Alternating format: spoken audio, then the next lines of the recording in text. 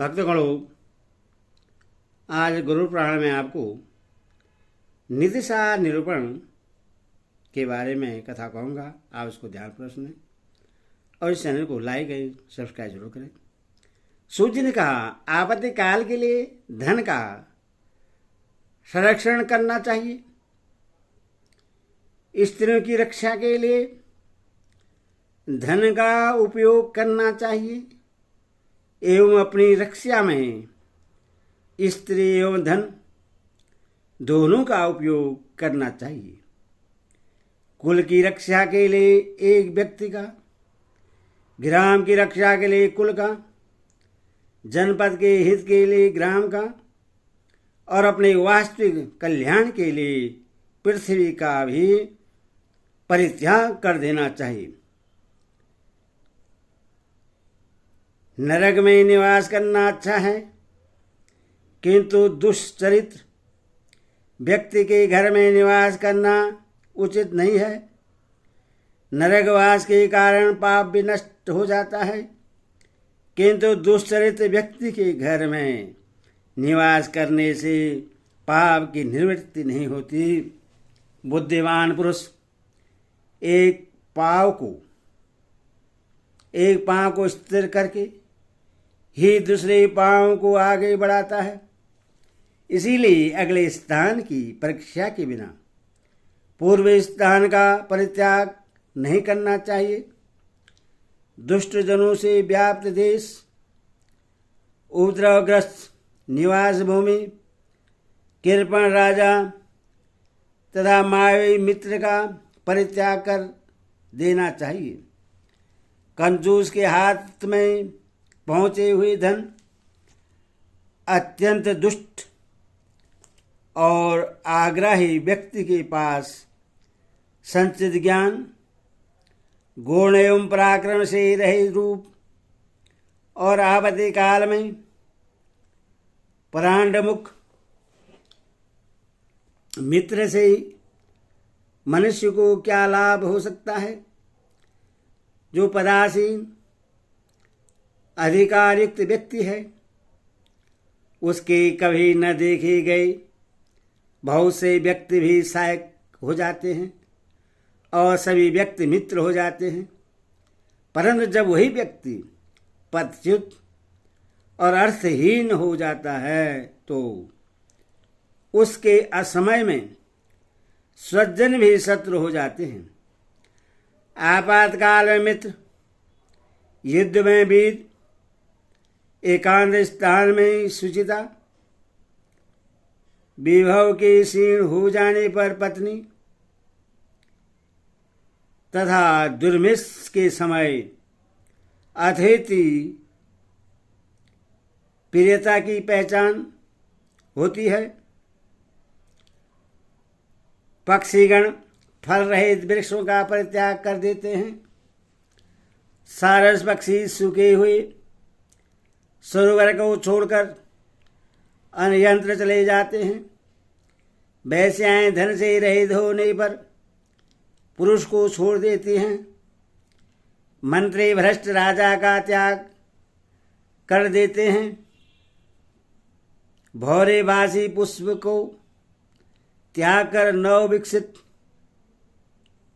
कुसुम पर चले जाते हैं और मृग जले हुए वन का परित्याग कर अन्यत्र आश्रय लेते हैं। इस प्रकार यह स्पष्ट है कि स्वार्थवश ही सब प्राणी एक दूसरे से प्रेम करते हैं। वास्तव में कौन किसका प्रिय है? अर्थवरदान के द्वारा लोभी मनुष्य को करबंध परिणाम निवेदन से उदार चेता व्यक्ति को, प्रशंसा करने से मूर्ख व्यक्ति को तथा तात्विक चर्चा से विद्वान पुरुष को संतुष्ट किया जा सकता है। सद्भाव रखने से देवगण, सज्जन, वृद्ध एवं द्विजाति संतुष्ट होते हैं। इनके अतिरिक्त साधारण लोग, खान पान तथा पंडितजन मान सम्मान से संतुष्ट हो जाते हैं। प्रणिपात निवेदन से उत्तम प्रकृति वाले सज्जन पुरुष को भेद नीति से धूर्त तथा अपने अपेक्षा कम पराक्रम वाले व्यक्ति को थोड़ा बहुत देकर और अपने समान पराक्रम वाले को अपनी अपेक्षा के अनुकूल धन देकर वश में किया जा सकता है।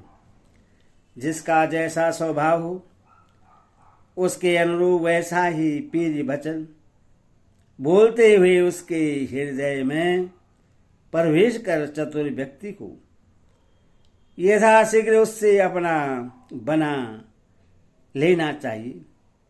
नदी नग्न तथा सिर धारण करने वाले पशु, हाथ में शस्त्र धारण किए हुए पुरुष, स्त्री और राज परिवार विश्वास करने योग्य नहीं होते। जो मनुष्य बुद्धिमान है उसको अपनी धन सती मनस्ताप, घर में हुए दुख, रित्र, वचना तथा अपमान की घटना को दूसरों के समक्ष प्रकाशित नहीं करना चाहिए। नीच और दुर्जन व्यक्ति का सान्निध्य अत्यंत विरोध तथा सम्मान, दूसरे के प्रति स्नेह एवं दूसरे के घर में निवास, ये सभी नारी के उत्तम शील को नष्ट करने वाले हैं। किसके कुल में दोष नहीं है, रोग से कौन पीड़ित नहीं है, कौन दुखी नहीं है, और किसकी धन संपत्तियां सदैव विद्यमान रहती हैं। इस पृथ्वी पर धन प्राप्त कर कौन अहंकार से भरा नहीं है, किस पर विपत्तियां आई नहीं हैं। स्त्रियों के द्वारा किसका मन शुद्ध नहीं किया गया है, और राजाओं का कौन पीर रहा है, कौन काल को वलित नहीं हुआ है, किस याजक का स्वाभिमान नष्ट नहीं हुआ है, कौन दुर्जन की जाल में फंसकर कुशल पूर्वक जीवन यापन कर सकता है। अर्थात कोई नहीं कर सकता। जिस मनुष्य के मित्र, स्वजन, बंधु बांधव नहीं हैं, जिसके पास अपनी बुद्धि नहीं है, वह कैसे अपने जीवन में सफल हो सकता है। और जिस कर्म के संपन्न होने पर भी फल का उदय नहीं दिख रहा है, उस कर्म के अनुष्ठान से क्या लाभ। ऐसे ही जो संपत्ति परिणाम में बहुत बड़ा दुख देने वाली है, उसका संग्रह कौन बुद्धिमान व्यक्ति करेगा। जिस देश में व्यक्ति को सम्मान न मिले, आदर भी न मिले, अपने बंधु बांधव भी सुलभ न हो, विद्या लाभ की भी संभावना न बनती हो, उस देश का परित्याग कर देना चाहिए। जिस धन के लिए राजा और चोर से भय नहीं है, जो धन मरने पर भी मनुष्य का साथ नहीं छोड़ता, उस धन का उपार्जन करना चाहिए। प्राणों को भी संकट में डाल देने वाले परिश्रम से जिस धन का अंजन किया जाता है, उस धन को तो उत्तराधिकारी लोग यथोचित विवाह के साथ अपने काम में ले लेते हैं, परंतु प्राणों को संकट में डालकर धनार्जन के लिए परिश्रम करने वाला व्यक्ति धन के लोभ में जिन पापों को करता है, वे पाप ही उसकी धरोहर बनकर उसके नरक यातना के अथवा कुसित योनि के कारण बनते हैं। संचित किया हुआ तथा बार बार विचार करके सुरक्षित रखा हुआ करदय्य कृपण का धन चूहे के द्वारा एकत्र किए गए धन के तुल्य है। ऐसा धन दुख देने के लिए ही होता है। उपार्जनकर्ता को उससे कोई भी सुख प्राप्त नहीं होता। ऐसा व्यक्ति मात्र धनार्जन का कष्ट ही भोगता है। ऐसे ही व्यक्ति जन्मांतर में दरिद्र होने के कारण नग्न होकर अनेक प्रकार के व्यसन से त्रस्त हो रूखे स्वभाव वाले हो जाते हैं तथा हाथ में खप्पर लेकर घर घर भीख मांगते हैं और यह लोगों को बताते हैं कि दान न देने वाले को ऐसा ही फल मिलता है। ऐसे भिक्षु कुछ दीजिए ऐसी बार बार यातना करते हुए संसार को यह शिक्षा प्रदान करते हैं कि दान न देने वाले मनुष्य की यही दशा होती है। आपकी भी मेरी जैसी दुर्दशा न हो, इसलिए आपको दान देना चाहिए। कृपण अपने द्वारा संचित धन यज्ञों में नहीं लगा पाता है और अपने द्वारा मांग कर इकट्ठा किए धन को गुणवानों को भी नहीं देता है। इस प्रकार का कृपण के द्वारा सुरक्षित धन चोर और राजा के काम में ही आता है। कृपण का धन देवता, ब्राह्मण, बंधु तथा आत्महित के लिए नहीं होता। वह तो अग्नि, चोर अथवा राजा के लिए होता है। अत्यंत कष्ट से अर्जित किया गया धन धर्म का अतिक्रमण करके अर्जित किया गया धन अथवा शत्रु को साष्टांग प्रणाम करके और उसकी अधीनता स्वीकार करके प्राप्त किया गया धन, इस प्रकार का धन मुझे कभी प्राप्त न हो। विद्या का अभ्यास न करने से वह नष्ट हो जाते हैं। शीघ्र रहते हुए फटे पुराने मैले कुचैले वस्त्रों को धारण करने वाली स्त्रियां सौभाग्य की रक्षा नहीं कर पाती। सुपाच्य भोजन से रोग नष्ट हो जाता है। चारित्रपूर्ण नीति से शत्रु का विनाश हो जाता है। चोर का वध ही उसका दंड है। दुष्ट मित्र के लिए समुचित दंड उसके साथ अल्प वार्तालाप करना है। स्त्रियों का दंड उनसे पृथक शैया पर शयन करना तथा ब्राह्मण के लिए दंड निमंत्रण न देना है। दुर्जन, शिल्पकार, दास तथा दुष्ट एवं ढोलक आदि बात और स्त्री आदि सम्यक अनुशासन से ही मृदु स्वभाव को प्राप्त करते हैं। वे साकार मात्र से मृदु स्वभाव वाले नहीं हो पाते।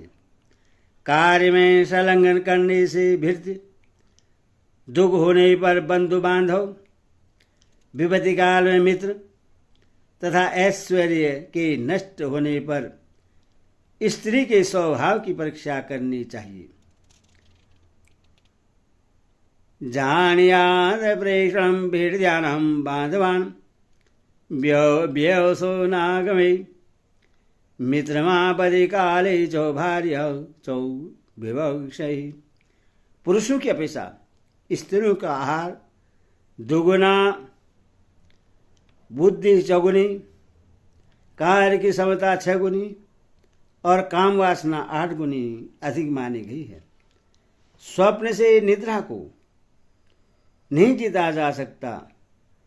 काम वासना से स्त्री पर विजय नहीं प्राप्त की जा सकती। ईंधन से अग्नि को तृप्त नहीं किया जा सकता तथा मद से प्यास नहीं बुझाई जा सकती। मांस युक्त स्त्रीगंध भोजन, नाना प्रकार के मदिराओं का पान, सुगंधित द्रव्य पदार्थों का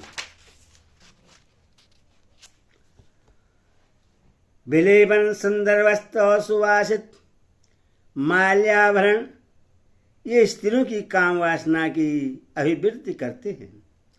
जैसे लकड़ियों के अधिक से अधिक ढेर को प्राप्त करके भी अग्नि संतुष्ट नहीं होती, नदी समूह के मिलने पर भी समुद्र तृष्णा रहित होकर सौतिरप्रत नहीं होता, यमराज सभी प्राणियों का संहार करके भी आत्मसंतुष्टि प्राप्त करने में असमर्थ है। ऐसे ही नारी असंख्य पुरुषों के साथ संपर्क करके भी स्वतृप्त नहीं होती। श्रेष्ठ व्यक्ति सुशील, अभिष्ट सिद्धि, प्रिय वचन, सुख, पुत्र, जीवन और देव गुरु से प्राप्त आशीर्वचन से मनुष्य की इच्छाएं परिपूर्ण ही होती, उनके लिए अभिलाषा बढ़ती ही रहती है। धन के संग्रह से राजा, नदियों की जल राशि से समुद्र, संभाषण से विद्वान एवं राज दर्शन से प्रजा के नेत्र संतुष्ट नहीं हो पाते। अपने विहित कर्म तथा धर्माचरण का पालन करते हुए जीव को उपार्जन में तत्पर, सदैव शास्त्र चिंतन में रत तथा अपने स्त्री में अनुरक्त, जितेंद्री और अतिथि सेवा में निरत श्रेष्ठ पुरुषों को तो घर में भी मोक्ष प्राप्त हो जाता है। जिस सदकर्म निरत पुरुष के पास मनोनुकूल सुंदर वस्त्राभूषण से अलंकृत स्त्री है, यदि वह व्यक्ति उसके साथ अपने भवन की अटारी पर सुखपूर्वक निवास करता है तो उसके लिए यही पर स्वर्ग का सुख है। जो स्त्रियां स्वभाव से धर्म विशुद्ध, धर्म विरुद्ध आचरण करने वाली एवं पति के प्रतिकूल व्यवहार करने वाली है, वे स्त्रियां न धन आदि के दान, न सम्मान, न सरल व्यवहार, न सेवा भाव, न शस्त्र भय और न शास्त्रोपदेश से ही अनुकूल की जा सकती है। वे तो सदा प्रतिकूल ही रहती है। विद्यार्जन, अर्थ संग्रह, पर्वतारोहण, अभिसिद्धि और धर्माचरण, इन पांचों को धीरे धीरे प्राप्त करना चाहिए।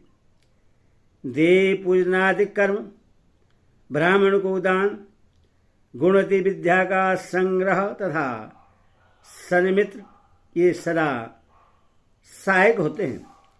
जिन्होंने बाल्यकाल से विद्यार्जन नहीं किया है, जिनके द्वारा युवावस्था में धन और स्त्री की प्राप्ति नहीं की जा सकी है, वे संसार में शोक के पात्र हैं और मनुष्य रूप धारण करके पशुवत विचरण करते हुए दुख से परिपूर्ण जीवन व्यतीत करते हैं।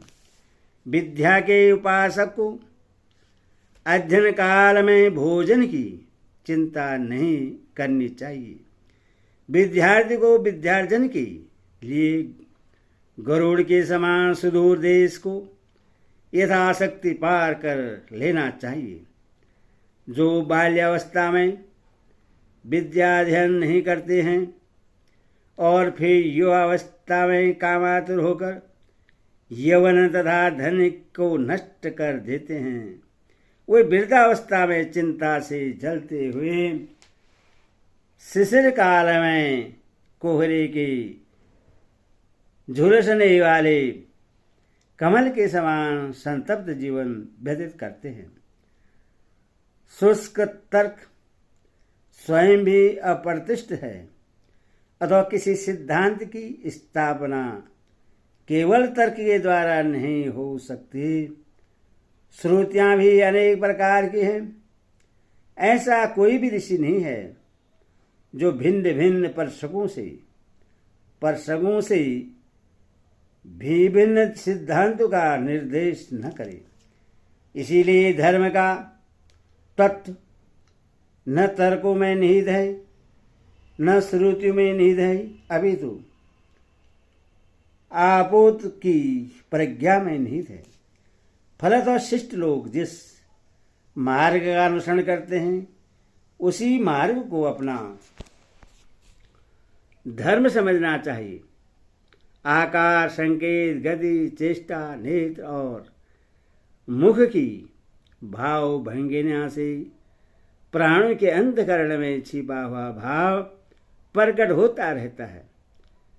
विद्वान वह है जो दूसरे के द्वारा अकथित विषय को भी जान लेता है। बुद्धि वह है जो दूसरों के संकेत मात्र से भी वास्तविकता को समझ ले। कथित शब्द का अर्थ तो पशु भी जान लेते हैं।